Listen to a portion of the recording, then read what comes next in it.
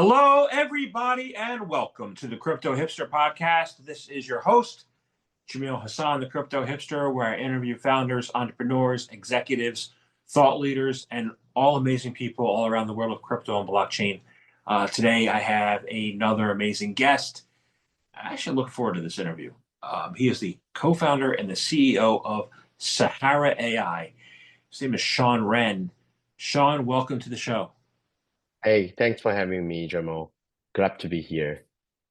You're very welcome. Thanks for joining me today. So let's kick things off. I'll ask you first, what is your background, and is it a logical background for what you're doing now?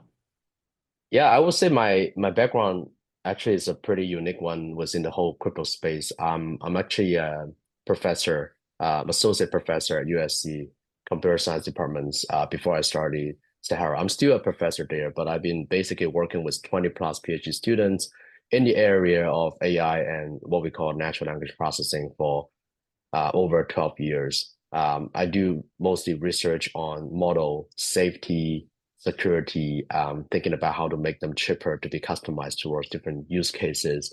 A lot of time it involves what we call distributed architectures where we can train this model with many of the user devices without grouping them into one like central server.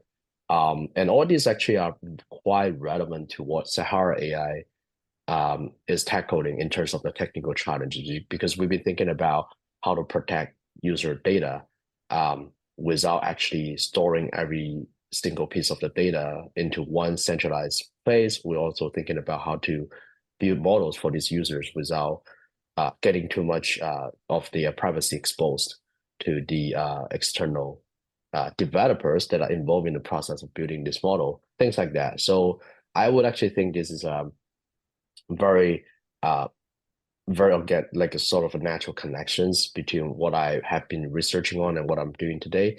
But also just to add on, I also spent a lot of my time during my professorship career into industry. I worked with Snapchat for almost like a year and a half to be the consultant of their data science team to think about how to take some of these latest AI technologies into the actual deploy products within Snapchat, help them actually boost the user engagement, stuff like that, understand the user persona better. Also, I would say I throughout the time before I started Sahara, I get both the sort of to the frontier of what these AI technologies are moving forward, as well as like to the actual battlefield of where these technologies get deployed and what are the constraints that can make them being used or not used in the practical scenarios. So yeah, I appreciate that kind of background a lot. Awesome. Awesome. So the answer is yes. It is logical. So excellent. It is, yeah. Awesome. So Sahara AI, right? What's it all about, and how do you transform asset development? Yeah, I mean, I can just give a little bit more context about, but a simple way to put Sahara AI is we're building sort of like copyright systems for AI assets, right? We're talking about data sets and models, which are the two main types of assets people been like exchanging and trading and sort of building around the AI era, right? And the problem of building copyright system all comes from I think the whole premise that back in 2022, I was like working on this model called GPT-3, which is the earlier generation of ChatGPT where everyone knows, right? But what I've observed is like GPT-3 is like way better than the previous generation of the model, meaning that it potentially could just start replacing people's jobs and part of the business process and taking over their monetization opportunity, right? That's what I all been thinking about back then. So I was talking to my co-founder Tyler about assuming this model gonna start taking over our jobs. So what is the burning problem? And apparently, ownership becomes the keywords, right? Like if like you've been using ChatGPT every day by uploading some of the data or your information, and you're giving them feedback. So over time, they start learning about your thinking process and your know-how. And that's why they become better and better, and to the extent that they can be better than you in doing your jobs. And I don't think this trend is, I think this trend is like inevitable, so it's not gonna come back anyway. So the question now is, when you are giving out your personal knowledge and informations and in the interactions with this AI, um, how do you continuously to claim your ownership on this data? How can you continuously to claim ownership on the model that was built using this data, right? This is what we call, you can see this as a copyright problem. So that's basically the starting thesis of Sahara AI is about using blockchain as the sort of underneath technologies to create a sort of like what we call provenance infrastructure to record who's the contributors and owners of these AI assets. And using this provenance, it's like an open ledger, basically. Everyone can see and audit who owns what, who contribute to work. So then you can use that to create new business models like revenue sharing between who provide a compute, GPU compute, who provide the recipe of the algorithm for training the AI, and who provide the data sets for use to train the model. Yeah, things like that. So you worked at Chat GPT. And I saw a video recently, I don't know, a picture. It showed Chat GPT guy fishing in the pond with using a fishing pole. And then it showed the picture of the DeepSeek guy fishing out of the Chat GPT's bucket that he had to fish in, right? That's a So, funny one. Yeah. so I yeah. mean, I think this is gonna be endless like battles between all these like big AI players, right? Like every other time there's gonna coming a new like game changer. And this in the earlier moment, it was Llama from Meta, who basically throw our free model everyone can use even for commercialized case for free. That changed the game of OpenAI ecosystem apparently. And today, DeepSeek came out, it changed the game again because not only they release free model, they also tell you the entire recipe of how this model was built. That basically is like, hey, I'm giving you out a $6 million recipe for free, so everyone can try to rebuild it. And I think the implication is even more significant that all the valuations of these big AI companies like Anthropic, for example, need to be reassessed because now I tell you a model as good as GPT-4 is for free out there, then I mean automatically all the valuation of this company should drop, I don't know, to the 10% of it. And I think this is why if you look at the media, all these companies CEO, they becomes very headache explaining the difference and the sort of the what they are, why they are doing worse, that kind of valuation things. Yeah, we'll see. We'll see. I was thinking that, I question whether or not that big learning model is the best model, or if it should be something that's kind of federated learning based on a much smaller data set. You know, what do you think? I think, I mean, this is a great point because I think this presents very this potentially presents very diverse thinking that the society might have, right? On one front, federated learning has been there for decades, and it's having a very hard time being adopted and shine in the Web2 companies. For example, in Google, we know there's this like team dedicated to federated learning a while back, but they didn't just get too far. I think the point is the user wasn't educated enough about use the privacy and security of the data yet, right? When you show them an app and they just need to click some agree on the consent to use the app for free, they just tend to do it.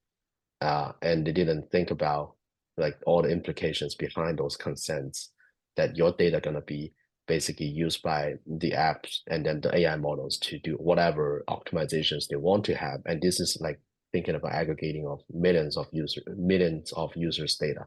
So it's kind of scary, but it doesn't really appears to us like so.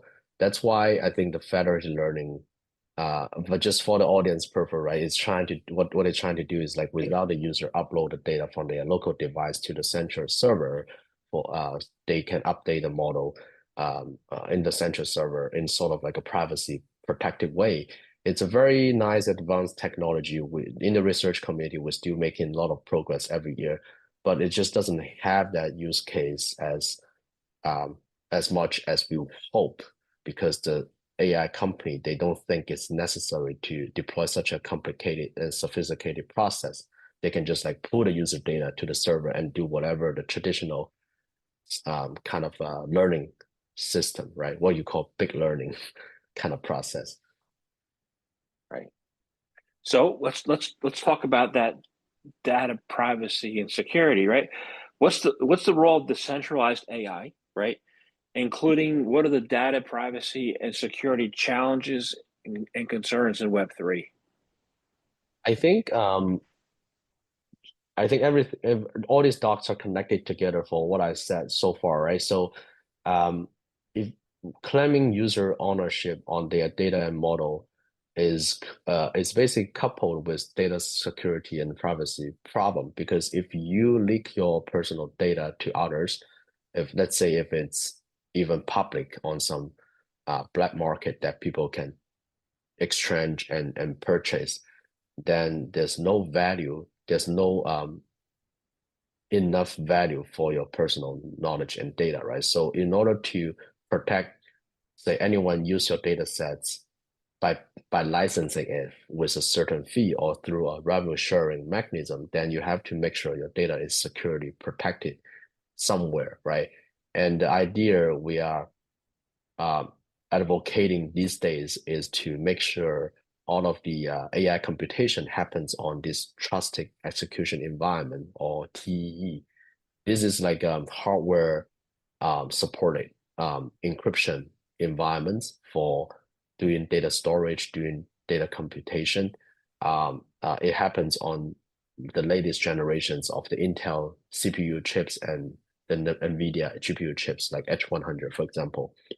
So the nice thing is, at any time if you decided to use your data to power your own AI or you use it to power some other people's AI, you can send your data in a secure way to these TEE environments on any of the cloud servers of H1 with H100 or these like TEE chips.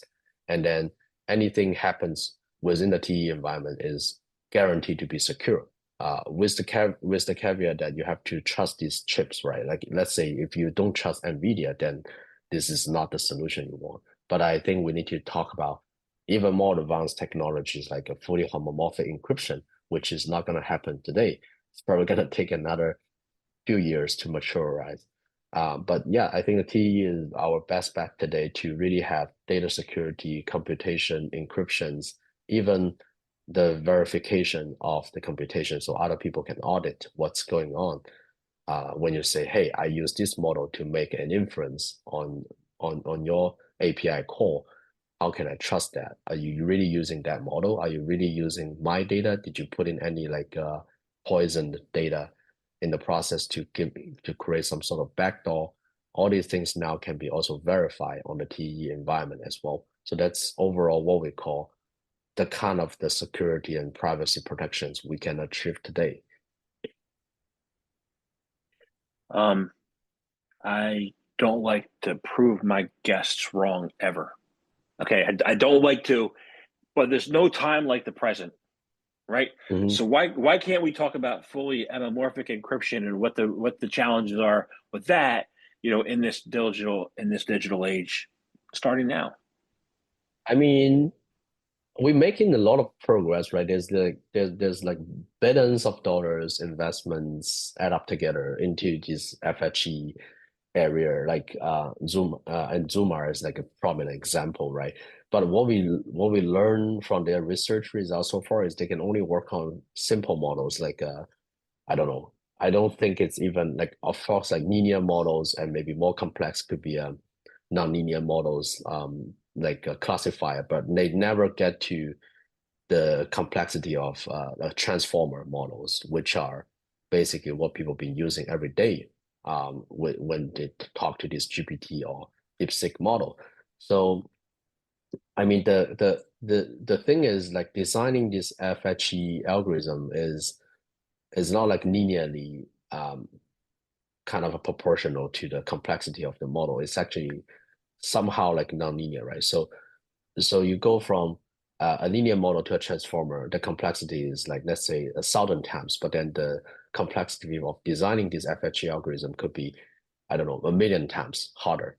Or like, and that basically translate to the time cost when you are running this FHE process with transformers. So that makes you thinking about, let's say, if you look at today's best inference endpoints of these models, you get maybe 50 tokens responded to your questions when you are asking a Llama 3 APIs. But if you deploy FHE on this process, you might wait 10 seconds for one word to be spoken out from the API endpoints.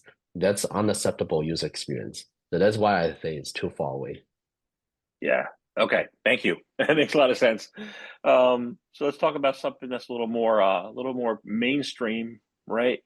We have something right now. I mean, with all these huge firms, you mentioned NVIDIA, but they're not the biggest. There are other huge, massive centralized data monopolies, right? How do we, how can decentralized infrastructure reduce the dependency upon them? How do we do like a Teddy Roosevelt kind of trust buster, but on data monopolies? I mean, that's a hard question. I honestly don't think we have a good solutions to turning these centralized players into more decentralized ones. So our thinking is especially representing Sahara AI is more like we have to just do this from scratch in a totally different method, right? Let me break this down, right? So I think the the winning model for the centralized provider is that they have control on the revenue making application. If you think about Google is the acts of the search and Meta is all this social and so on, right? So they control the revenue, then they can use the revenue to control the compute, the GPU. They can build data center. They can also hire the best talents, and then they get the better recipes of the AI because of they have the talent, and then so on and so forth. They can continue to accumulate this effect. So they go into a fine wheel that they can always stay on top of the game. Even with disruptions like DeepSeek, I'm sure they will catch up pretty quickly in like a few months to be still stay on top of the game because of all of the accumulated resources and the revenue they have to make this happen. For DeepSeek, I'm actually a little bit worried that if they're giving out people to use DeepSeek for free or with a very low cost, they're gonna continue to lose money. It's not sustainable, even though this is a very good model. So that again, that's why any of these companies dare to do free launch for people, they have to have a very solid revenue foundation. That's why the central providers are central players are sorry the major players of AI are sort of being stable over there. And now if you want to say, hey, I want to force Google or Meta to give out the user data, and then to be more transparent on how the data was used in AI, this is really hard to be done in a bottom-up manner. So our best bet is probably a top-down approach that there's going to be regulations, legislation to them. And that sort of seems to be happening in the Biden kind of time, but I don't think this is still going to be the case with Trump over. Seems like the direction is not going to be more strictly compliant on the whole AI landscape, right? So I think this is just giving the big companies more rooms to breathe. Versus we think that a way to break this down is really to reconstruct the market, right? You have to educate people about the importance of their personal data and then making sure they don't upload and leak their most valuable data assets to this provider. Rather, they use, for example, in Sahara platform, you can use what we call a vault, which is basically a sort of data container in your local devices, like your laptop, that can have the encryptions and all these mechanisms protect your data. And you use the vault to communicate with the TE environment. So everything is end-to-end protected, right? So data sent to the TE environment do the AI computation, which is also protected. That way, you can really have a more guaranteed data security and user privacy. And then you can claim your ownership on these things, right? Otherwise, ownership doesn't make sense. I was going to think that ownership is more important than controlling the revenue because, like, why don't I not put my show on YouTube, but I do put it on Spotify and Apple's because if I put it on YouTube, then Google takes ownership. And I'm like, I don't like that, you know? Mm-hmm. So I think the education's important, I agree. So say you are able to break in or somehow break their model, right? Um, what would it look like? What would the world, of decentralized AI look like, and how would that help promote and prompt innovation around the world? Yeah, I think the simplest way to understand the outcome is that developers are able to make money. Seems like a very funny thing to say, but if you look at today, how developers making money is they work for big companies. They get the shares of Meta, Google, and OpenAI, and wait for the upside. And this is where my PhD students are going after they graduate as well, because this OpenAI was easily giving out $1 million compensation package for a top tier PhD graduate. Thinking about how crazy that is. That happens like last year. I don't know what happened this year, but even with such a bad job market, that still happens with these best AI companies. So where was I? I was trying to say basically, um, sorry, I got stuck on my head. Like, can you, what was the question again? What innovation? What new areas of innovation are possible? If we're able to break Yeah, down their control of this market. yeah. I think basically I was talking about the developers, the central part of this whole puzzle, right? Like they have the entire recipe and the know-how to build this model to bring user data into valuable models and then monetize the model. But today, the path is for these AI developers to shine is very limited. They work for big companies. So I think the big opportunity for everyone here is to think about a different platform where these developers can actually have much more freedom in terms of monetizing their know-how and their skill sets and the data and the assets that are made using their skill sets, right? So a good example to think about is this platform called Hugging Face. Not sure if every audience know, but this is like an entire open source platform where people can upload data sets, public data sets right now, and upload models, open source models there, and everyone can come there and then browse this like a marketplace. They can get any data sets and model download. They can talk to the developers. There's a forum. There's a discussion. It's like a one-stop shop for people to get the materials and building blocks for their AI development process, and it's entirely for free these days. So we were thinking about what if we can turn Hugging Face into a proprietary sort of setup, and we can allow these people contributing Hugging Face to become the owner of those assets and be able to make money automatically out of people who are downloading, using their data set, licensing, and using their models per pay as go, for example, right? So this seems like a very natural thing because you are basically creating a market out of a non-market, and Hugging Face is a non-market because there's no value associated with those access because everything is public open source. But then there must be a market version of it that people uploading, say um my some of my emails, which are valuable business source. If I would love to monetize them, then I want a place to do that, and people can price it. And there's a longer story about should we do data set pricing? I don't think so, right? I think data pricing is a hard problem because you can't tell each of my messages $100 or $1,000 or $1, right? But I do think when you check how the data was used in the model and then check how the model was used in the application that make it revenue, and if you can automatically attribute those revenue back to these data set owners, that's a meaningful way to price the data set, meaning that like how much my data set worth depending on how much the model built on my data sets make, right? So that's like the revenue sharing mechanisms between all these assets.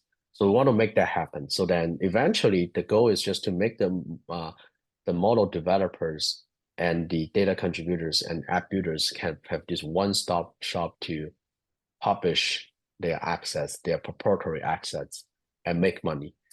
Yeah. Interesting. Let's see. So I just had a thought about my podcasts. I'm like, how do I really value the conversations? And it's you know, if I talk to you before you go live or whatever, and then you make $1 billion or whatever, how much of that was attributable to my podcast? Maybe 100,000. I mean, we'll see. 1%, but it's pricing is a hard challenge, right? So say. And I'll leave it there. We'll talk again another time on pricing. I'd like to have that be like a conversation, but I want to talk about the whole entirety of the AI lifecycle, right? Mhm, What does it mean to have transparency, mhm. throughout the life cycle, and how does it enable the unlocking of monetization opportunities? Yeah, I mean, today, if you look at, I think taking DeepSeek as an example is perfect because it tells you, it gives you the transparency, right? It tells you, hey, what data sets are used in training this DeepSeek model? What is the model architecture, right? How large is the model exactly? What's the specification of all of the details, and how do we train it, right? Do we use this algorithm to train it or the other one? Um, and then what other tricks we use to make these things looks better, right? All these are what we call the recipe. And for majority of the models out there, like GPTs and Llama, we don't know this recipe. So we don't know what are the contributing factors to this to the success of the model. So when we say putting this whole AI life cycle on the blockchain and creating a sort of like a provenance that is auditable, that is not no one can modify it once it was created. Everyone can audit. This is like the thing we're trying to achieve, right? Thinking about if another model like DeepSeek got created, but it was created on our platform, so we know what data sets was used, and we even know within these data sets who contribute each data point, right? Who give these tweets, this Reddit post, this like Wikipedia page in the data sets. We have all of this information stored on chain. So we can basically use that to power the revenue sharing. I mentioned this many times, but that's super important because if you don't have this automatic revenue sharing executed by the smart contract, looking at the blockchain itself, then there's always uh, a problem of like fairness, right? Like, can you trust fairness and trust? Basically, can you trust like you're supposed to give me $2 and now I receive $1.5? Is there something wrong about it? Like, I need to typical ways you need to dispute, and then you need to find someone to do the auditing and then give you results. And if there's a problem, you do mediation, right? I mean, now thinking about all these process wouldn't be a hustle anymore because everything is executed by the smart contract. You can go back to audit yourself. So we really want to create these like autonomous systems of revenue sharing based on the provenance of the blockchain. Yeah. Interesting. It's an exciting area. I'm looking forward to see how it grows and develops over time, right? Yeah. So I want to thank you very much for speaking with me today. I Mhm. think I learned a lot. It was great. You know, I have one last question. It's how can people find out more information about Sahara AI? How can they use, or I mean, how can they become a developer with you? How can they use your, your platform protocol? How can they do that? Yeah, the best place to start is our website. It's saharalabs.ai. We'll share the link with you as well. So then there you can find a bunch of channels that can connect with us. And I think two um, notable ones. One is the Discord channel. Unfortunately, I think we have a almost like 800,000 users right now, and we kind of are trying to do a server upgrade these these 2 days to make rooms for more people. And then our Twitter accounts is definitely another a great place to look at the latest updates. We will make announcement all of the product launch on the application to our waitlist, turning people into the whitelist user to use our different products. It happens these days, like our data service platform have a very have like 100,000 whitelist users, but we're able to get to like 80,000 daily active users in the past week. So we're very excited and to get to know more of you and then get to work with more of you to create this whole user-owned AI kind of era together using our platform. Yeah. Awesome. Awesome. Thank you very much for your time today. Thank you, Jeremy.